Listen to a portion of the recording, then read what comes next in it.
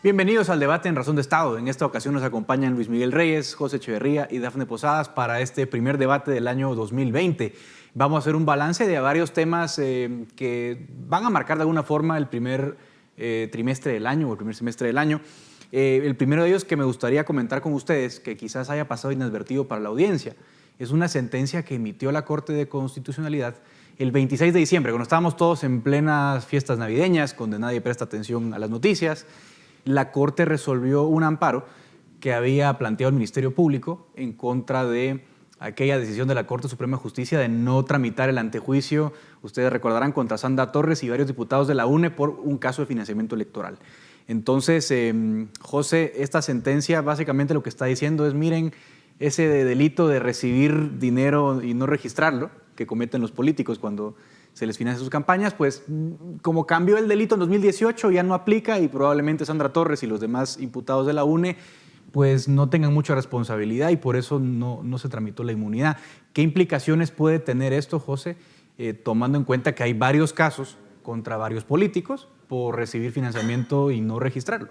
Sí, yo creo que hay dos aspectos. El que mencionabas, el tema que legalmente se le conoce como la irretroactividad de la ley, de si debería aplicar o no una ley que fue reformada en el año 2018, pero ¿de dónde viene esa reforma? Que viene también parte de una sentencia de la Corte de Constitucionalidad que establece una ley penal no está bien regulada, se debe reformar y se reforma. Y yo creo que sumado a eso hay otro aspecto muy interesante a analizar, que yo creo que es el aspecto que aún queda por ver cuál va a ser la actitud del Ministerio Público. Porque en la sentencia también se establece que debería de haber pasado ciertos requisitos previos o dictámenes previos en el Tribunal Supremo Electoral para determinar la prelegalidad, prejudicialidad o cuáles son los elementos previos que deben de existir para perseguir dicho delito. Claro. Ahora, eso, señores, nos deja en un plano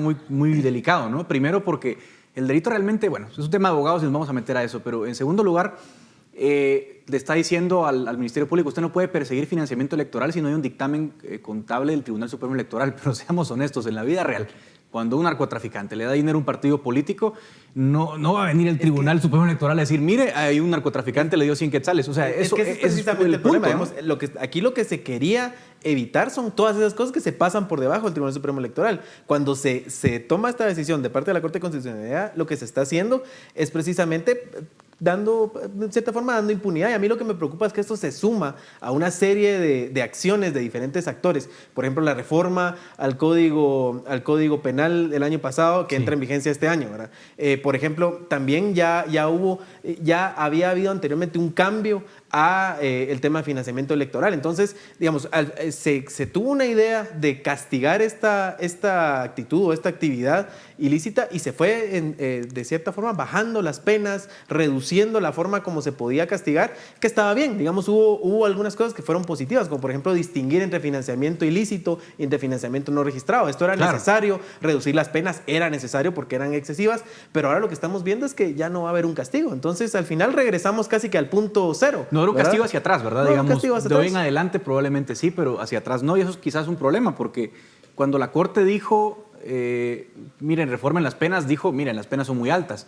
No necesariamente estaba diciendo que no había que castigar a los que recibían. Los que aportaban es otra historia, porque la ley, digamos, no era clara en cuanto a los que daban, pero los que recibían sí. O sea, los políticos estaban muy claros siempre que había un delito que perseguir. Dafne, políticamente tu lectura de estas decisiones de la Corte y los demás temas que están pasando, ¿cuál es? ¿Hay digamos, hay una sensación de que se transita hacia la impunidad o cuál es tu lectura?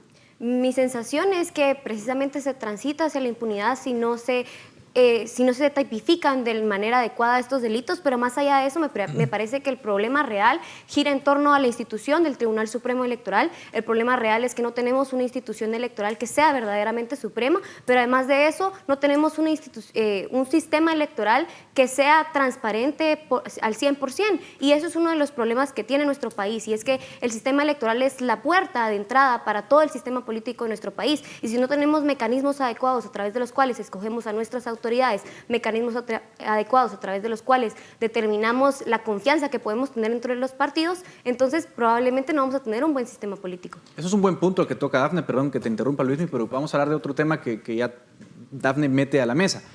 Y hablando de los temas que vienen a marcar el año, parto de uno. A finales del año pasado, el Tribunal Supremo Electoral inició el proceso de cancelación contra FCN Nación y, previo a las Navidades, contra la UNE.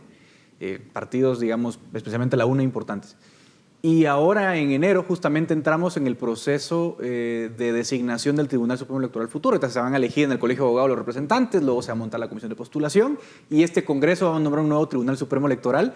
Y esa, digamos, puede ser un problema, porque ese Tribunal Supremo Electoral tiene que cancelar a estos partidos que se han portado mal, pero al mismo tiempo va a haber una presión para nombrar un Tribunal Supremo Electoral dócil. Y además hay una reforma a la ley electoral en camino. Entonces, lo que estamos viendo es que el proceso electoral, si se quiere, tal vez no el proceso, pero digamos, el tema electoral se extiende y se va a extender por estos 4 años más y vamos a vivir en una dinámica de estar hablando del tema de cancelación de partidos y demás. Ahora, lo más peligroso, creo yo, es ese proceso de cooptación que se va a intentar de parte del sistema político del Tribunal Supremo Electoral, porque ya vieron que tener un Tribunal Supremo Electoral que tiene dientes y que es relativamente independiente es peligroso para la supervivencia de sus organizaciones criminales. Entonces, lo que necesitamos es más bien una ciudadanía atenta, que esté pendiente del proceso de elección de autoridades del Tribunal Supremo Electoral y de los partidos políticos que van a estar involucrados en el tema. Sí, yo creo que más que tal vez, porque si se pone todo así sobre la mesa puede parecer muy alarmista, pero yo creo que la función que va a tener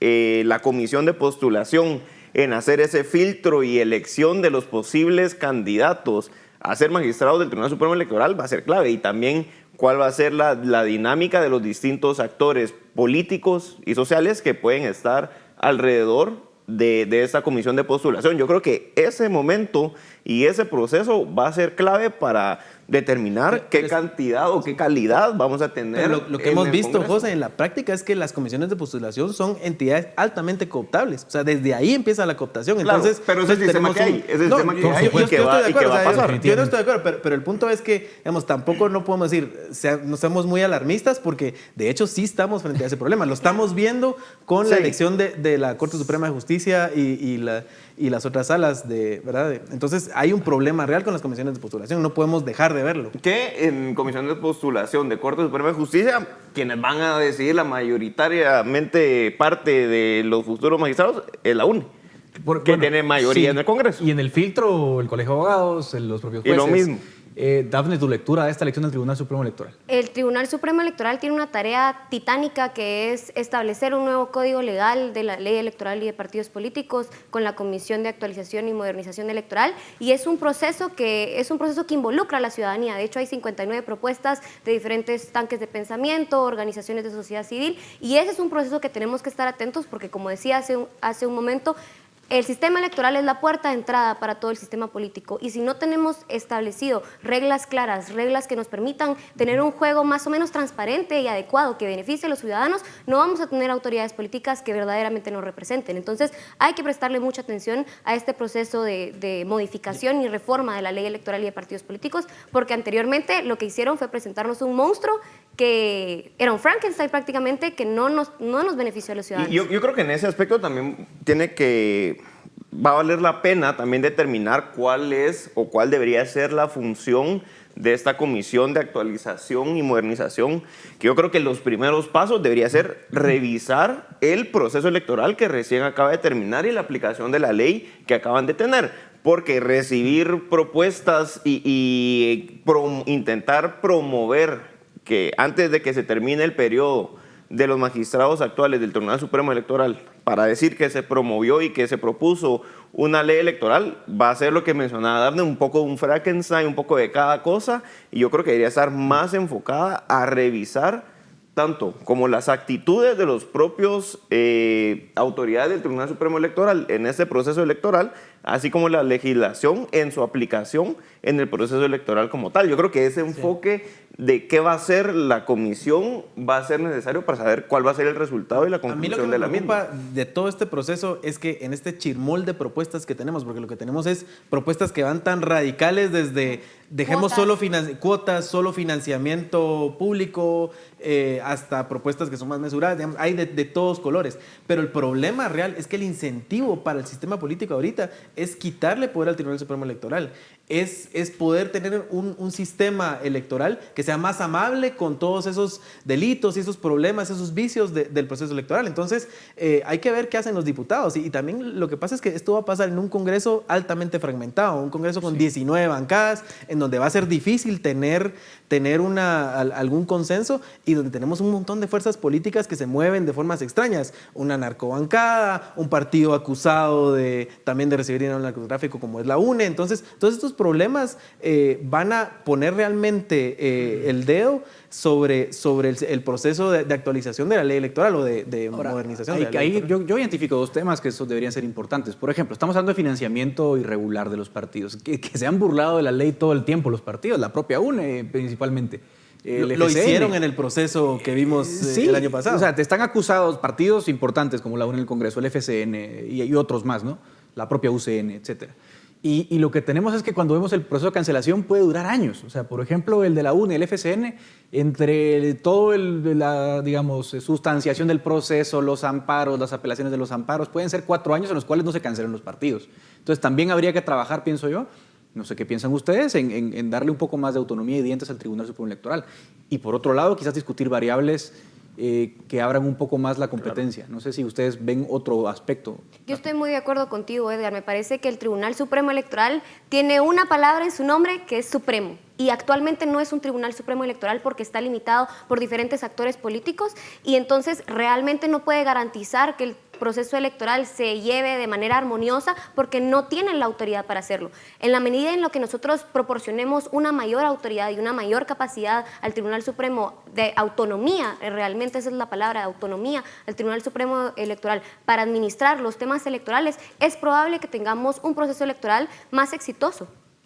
Sí, yo creo que definitivamente la institucionalización del Tribunal Supremo Electoral es trascendental para los próximos años de la política y el sistema electoral en Guatemala, que yo creo que pasa también por dos aspectos. Un aspecto de estructura orgánica, legislativa, de cómo está regulado y organizado, así como las personas que van a ocupar los puestos de magistrados del Tribunal Supremo Electoral durante los próximos 5 años y definitivamente aumentar la participación o los mecanismos que establezcan una mayor participación ciudadana en la política serán clave. Ahora, por último, y para no dejar el tema fuera, que también va a ser importante, y tú lo mencionaste, José, hace un momento, me remito al nombramiento de cortes, de salas de apelaciones, Corte Suprema de Justicia, que está en curso.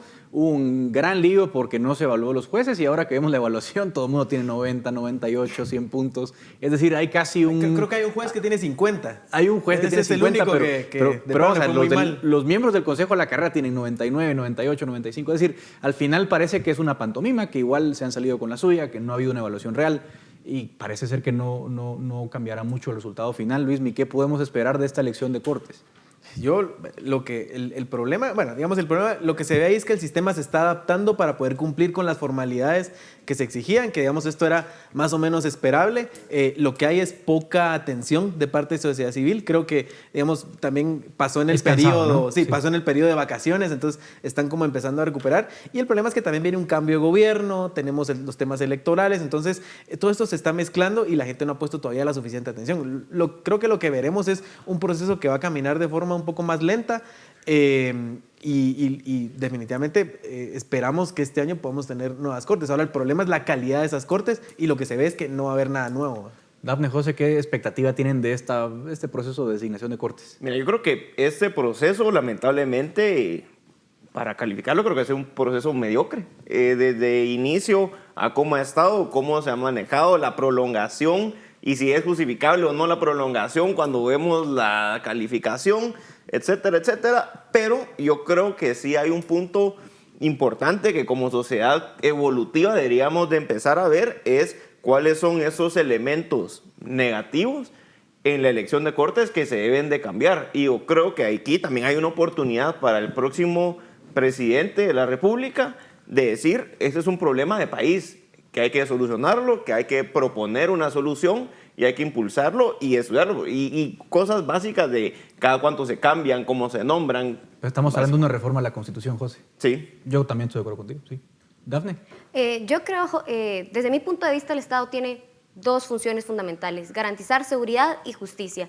Y no está haciéndolo ninguna de las dos. Particularmente en el tema de justicia, tenemos que garantizar velocidad de los procesos de justicia y calidad de los procesos de justicia. Y básicamente este proceso de elección de Cortes lo que nos ha demostrado es que lamentablemente tenemos un sistema judicial completamente fracasado, que no responde a las necesidades de la población y que debería de poder hacerlo, porque es una de las funciones fundamentales del Estado. Muy bien, ya ven que apenas inicia el año, hay muchos temas que hablar, otros que se nos quedan en el tintero, pero pues habrá mucho más tiempo para discutir otros temas relevantes. Es momento de dar fin a este debate y también a esta edición de Razón de Estado.